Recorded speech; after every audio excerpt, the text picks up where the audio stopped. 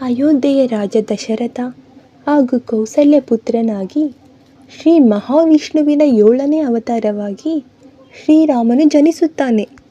ಶ್ರೀರಾಮನ ಜನ್ಮದಿನವನ್ನೇ ರಾಮನವಮಿ ಎಂದು ಆಚರಿಸುತ್ತೇವೆ.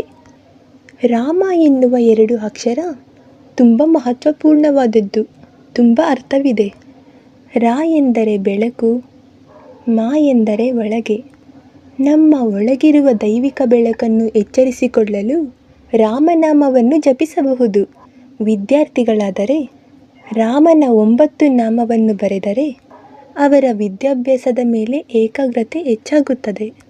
ಎಲ್ಲ ಕಡೆ ಚೈತ್ರ ಮಾಸದ ಪ್ರತಿಪಾದದಿಂದ 9 ದಿನಗಳವರೆಗೂ ರಾಮನವಮಿಯ ಉತ್ಸವ ನಡೆಯುತ್ತದೆ. ಈ 9 ದಿನ ವಸಂತ ನವರಾತ್ರಿಯಲ್ಲಿ ಶಕ್ತಿ ರೂಪವಾದ ದುರ್ಗಾದೇವಿ ಮತ್ತು ಲಲಿತಾದೇವಿ ಪಾರಾಯಣ ಮಾಡಿದರೆ ನಾವು ಅಂದುಕೊಂಡ ಕೆಲಸವಾಗುತ್ತದೆ. ತ್ರೇತಾಯುಗದಲ್ಲಿ ರಾಮನು, ದ್ವಾಪರ ಯುಗದಲ್ಲಿ ಶ್ರೀಕೃಷ್ಣನು ದುರ್ಗಾದೇವಿಯನ್ನು ಪೂಜಿಸಿ ಪ್ರಾರ್ಥಿಸಿಕೊಂಡ ನಂತರವೇ ಎಲ್ಲ ಕೆಲಸಗಳನ್ನು ಕೈಗೊಂಡರು ಎಂಬುದು ಪುರಾಣಗಳಲ್ಲಿದೆ. ಶ್ರೀರಾಮನು ಲಂಕೆಯ ಮೇಲೆ ದಂಡಯಾತ್ರೆ ಹೋಗಬೇಕು. ಮೊದಲು ಜಗನ್ಮಾತೆಯಾದ ದುರ್ಗಾದೇವಿಯನ್ನು ಪೂಜಿಸಿ ಪ್ರಾರ್ಥಿಸಿಕೊಂಡನಂತೆ.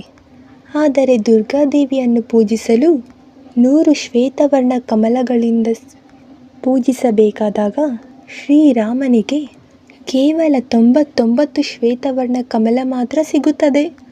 ಆಗ ಶ್ರೀರಾಮನು ತನ್ನ ಕಮಲದಂತಿದ್ದ ನಯನವನ್ನು ಅರ್ಪಿಸಿ ಪೂಜಿಸಿದಾಗ ದುರ್ಗಾಮಾತೆ ಕೃಪೆ ನೀಡಿ ಯುದ್ಧದಲ್ಲಿ ಜಯ ಸಿಗಲಿ ಎಂದು ಆಶೀರ್ವಾದಿಸಿದಾಗ ಆಗ ರಾಮನಿಗೆ ಜಯ ಸಿಕ್ಕಿತು. ನಾವು ಏನಾದರೂ ಪಡೆಯಬೇಕೆಂದರೆ ಕೇವಲ ಭಕ್ತಿ, ಶ್ರದ್ಧೆ, ಮನಸ್ಸಿಂದ ಮಾಡುವುದು ತುಂಬ ಮುಖ್ಯ. ಇದು ನೀವು ನಿಮ್ಮ ಜೀವನದಲ್ಲಿ ಅಳವಡಿಸಿಕೊಂಡರೆ ದಾರಿ ಅದೇ ಕಾಣಿಸುತ್ತದೆ. ನೀವು ರಾಮನ ಹಾಗೆ ಉತ್ತಮ ಪುರುಷರಾಗಬಹುದು. ರಾಮನವಮಿಯ ಶುಭಾಶಯಗಳು. ಈ ವಿಡಿಯೋ ಪೂರ್ತಿ ನೋಡಿದ್ದಕ್ಕೆ ಧನ್ಯವಾದಗಳು. ಈ ವಿಡಿಯೋ ನಿಮಗೆ ಇಷ್ಟವಾಗಿದ್ದರೆ ನಿಮ್ಮ ಸ್ನೇಹಿತರಿಗೂ ತಿಳಿಸಿ. Thank you for watching.